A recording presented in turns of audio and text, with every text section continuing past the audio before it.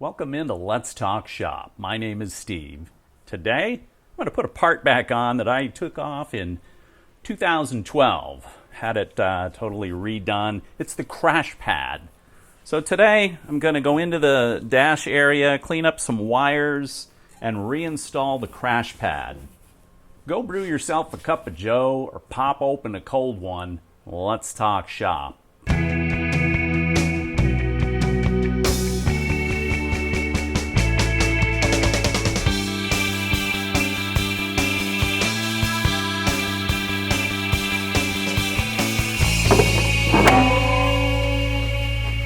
To see crash pads for Mazda RX3s for sale pretty regularly. I don't think it's going to happen now.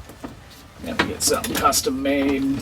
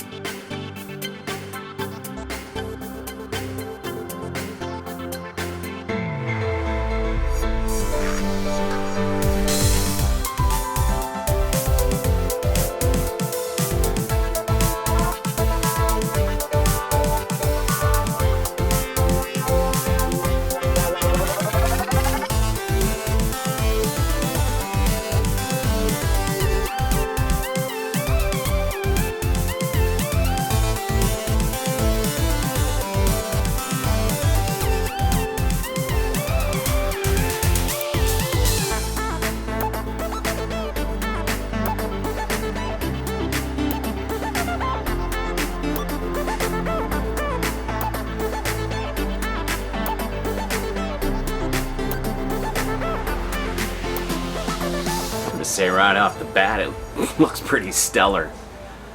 It looks great. I mean, it's brand new. It's a brand new crash pad, essentially. Once I go to reassemble the instrument cluster and the center gauge panel, we'll see how it fits.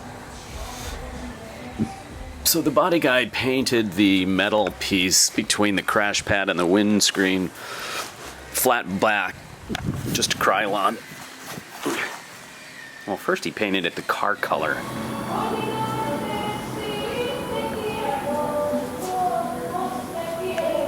Silver. I'm like, dude, what are you thinking? There's gonna be glare coming off that thing. So then he busted out a can of Krylon flat black. I'm like, dude.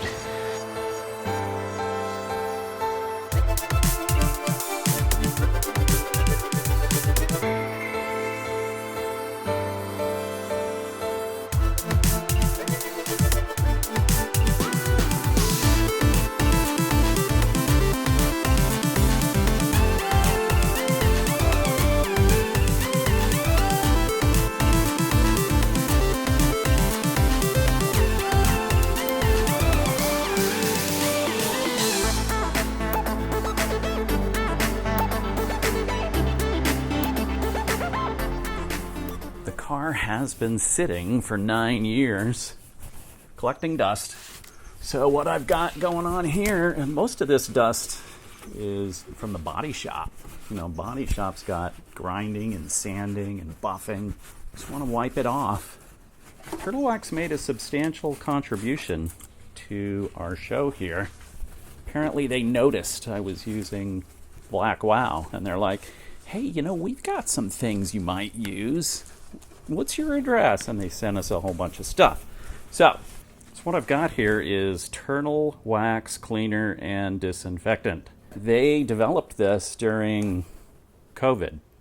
So it's a disinfectant designed to be used on your steering wheel, armrest, you know, the surfaces you're going to touch, seats.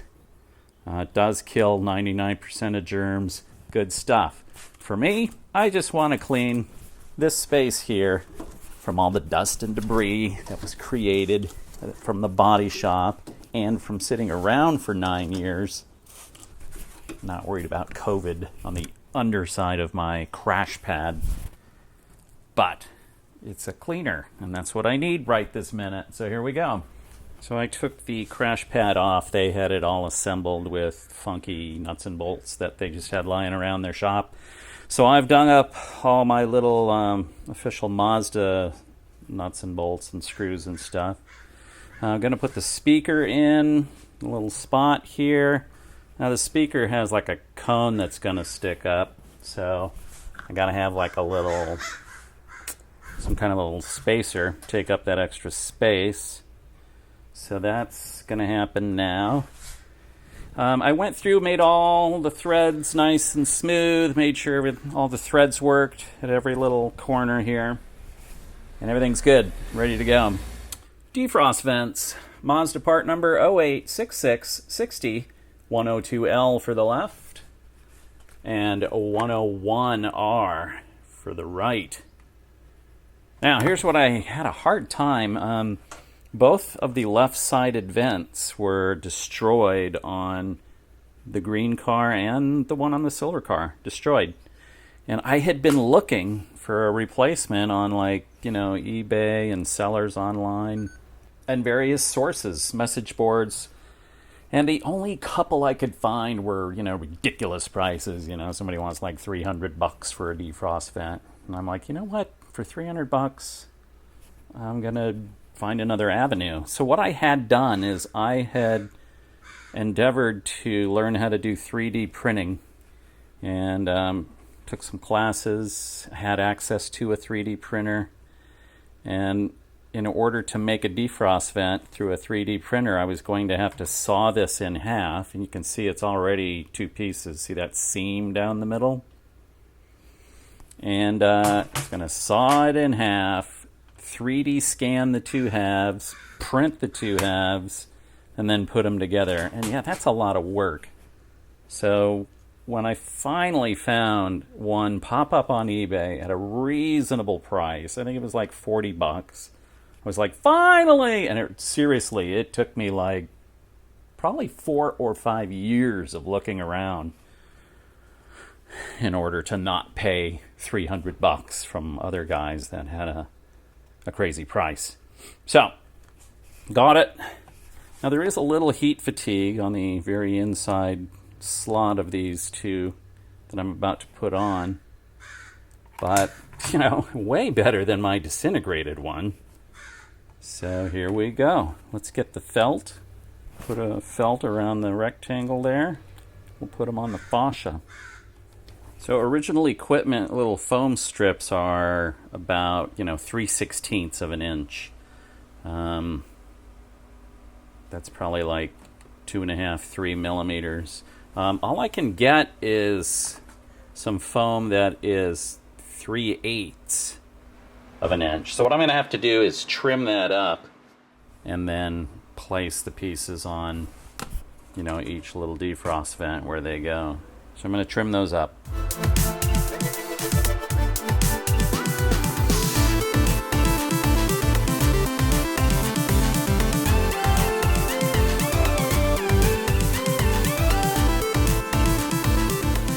Kind of fits. It's a rough edge. Not crazy about the rough edge. Just for fun, what would it look like if I used the whole 3/8 strip? What would it look like? The one that isn't cut sticks out a little. It'll be underneath the fascia. No one will see it. I think it's going to be okay. I'm going to go with full-size felt strips.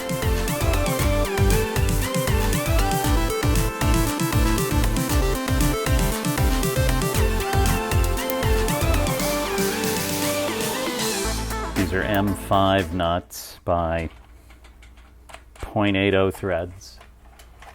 I know this because I was short too. Had to go get a couple more.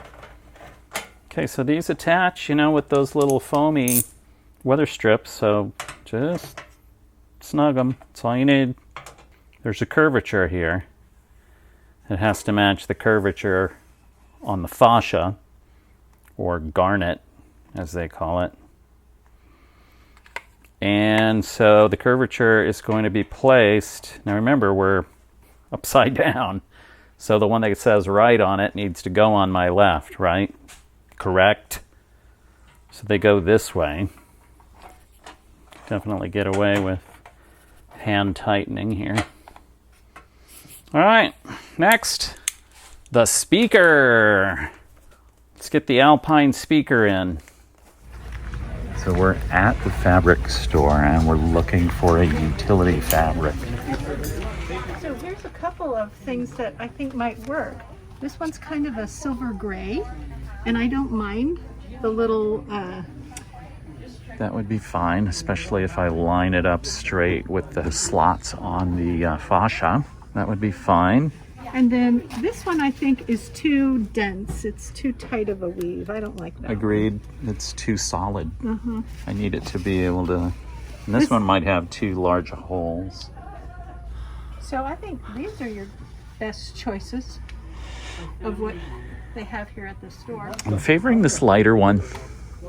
Yeah, I think that would look really nice through the grill. Yeah, I don't need it to look nice. It'll be invisible, really. Let's do it.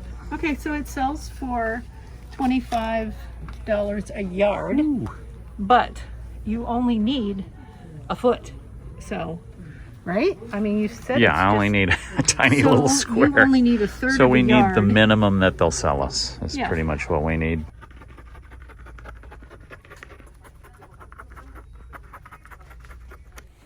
Okay, here's the material from the store.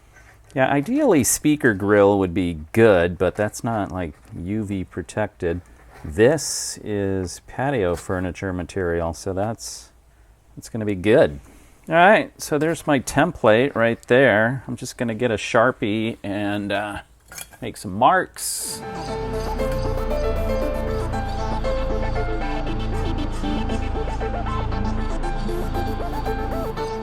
There's my dots. These are kind of big, but I don't want to drill because a drill will, the rotation will kind of damage the fabric. I could just like hole punch it.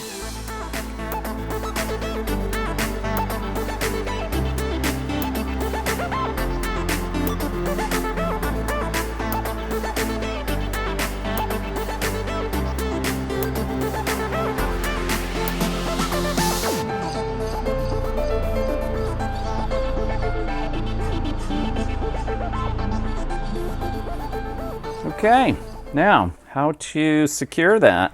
I might just let it lay and have the speaker itself provide the tension at the four corners. I don't really feel like any kind of a glue is going to stay, and I'm not going to make like a frame for it.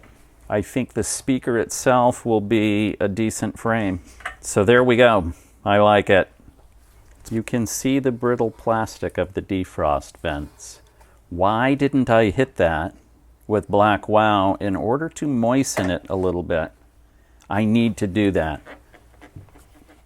So yeah, black wow, I'm good at making things look pretty, but it also kind of moistens it, right? A little bit of softness will result. I want that. Should have done this before I put the foam on. That should add to the longevity of these already senior citizen car parts.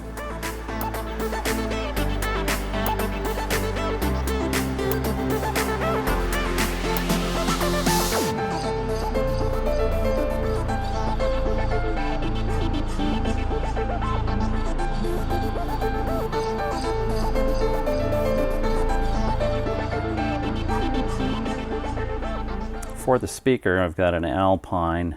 Going to take some of the right size spade connectors, and I'm going to make a tiny little connector to go into the cable that came with the car, so it can be plugged in to the car. I've got these little black, these little guys here are what I'm putting on for the spacer. And the spacer is necessary because of the tweeter that sticks out here. So, yeah, tweeter sticking out. Now, let me see if I can get by with one of those, or if I would need two.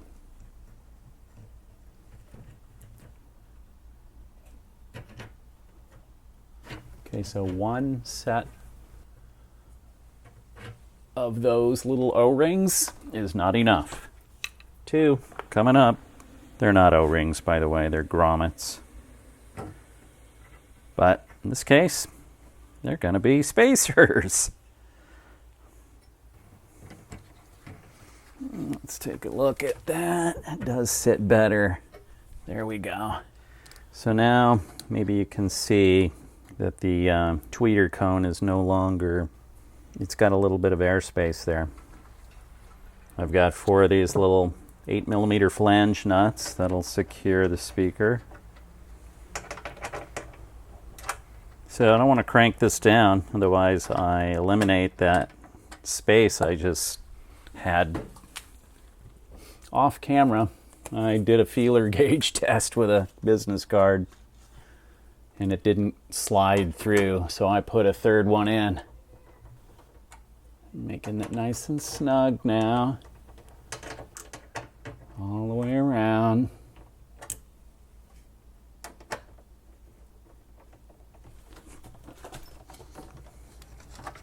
Okay, there's my feeler gauge test. Okay, I like it. Speakers in. Made a little adapter wire for the speaker. This Alpine speaker comes with the tiny little blade. So the original Mazda speaker cable is this guy and this gray one here. So that's ready to go. This guy here, here, here, here, here, and here, I believe, are threaded sleeves for the instrument panel installation. And they've got the holes covered. Scalpel.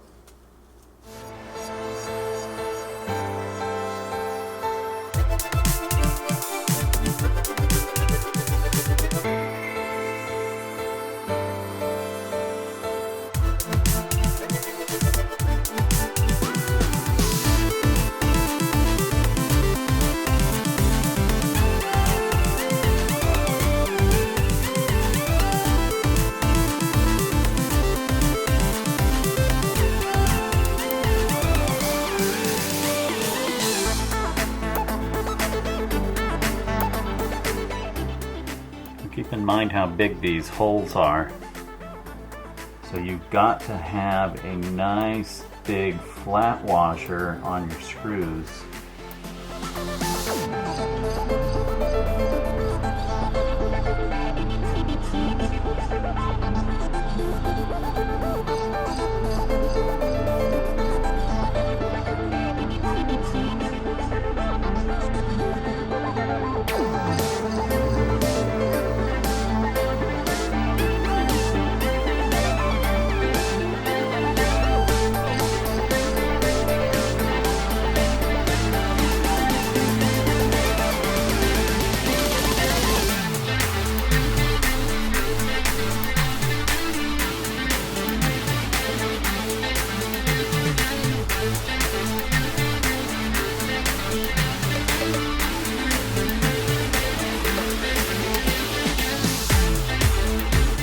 Now that that's all pretty for the camera, I'm taking the defrost vents off because they're in the way when you want to put screws in the attachment points on the 2 center attachment points by the firewall. So the attachment points here and here, so over here on the car, that corresponds with this tang here and this other tang over here in the center towards the firewall, are really difficult to get to with the defrost vents in place.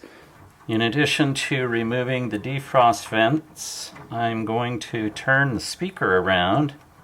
And the reason for that is these cables, where the connection is competing for space with the wire loom that stretches across the instrument panel. So a simple spin will solve that issue. Test. Here's my feeler gauge. It's working. Okay, it's good. Let's put it on the car.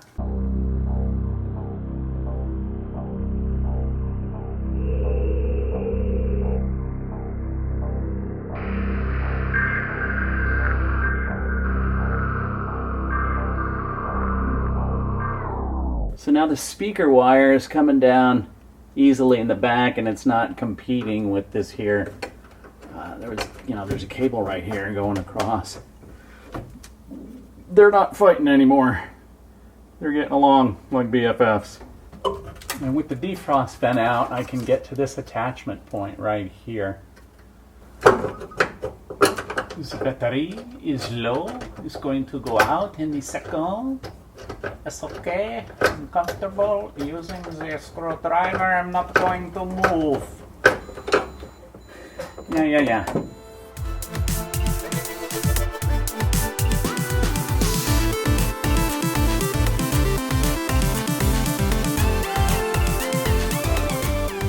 You know what I should have done? It's too late, not happening, but you know what I should have done? I should have put Loctite on these screws.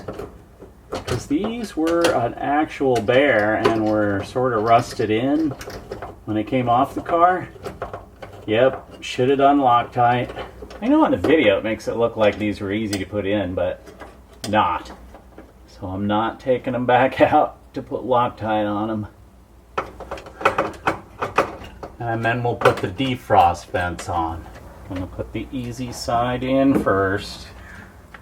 So if you're down under, this side's probably the hard side because of a support flange sticking out where the steering column is.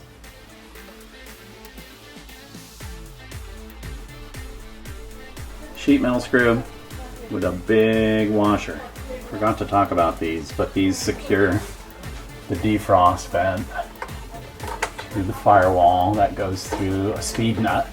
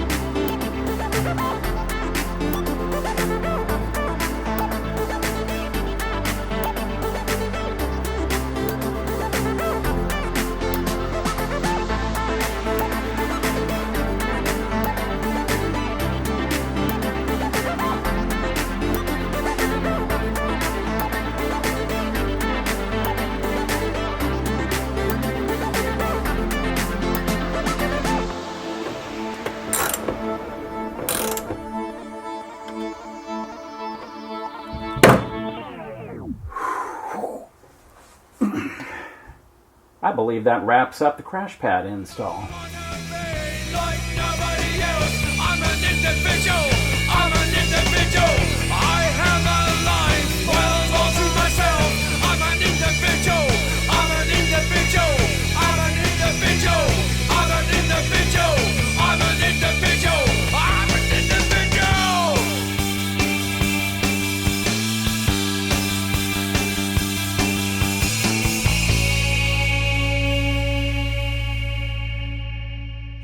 And that's how simple it is.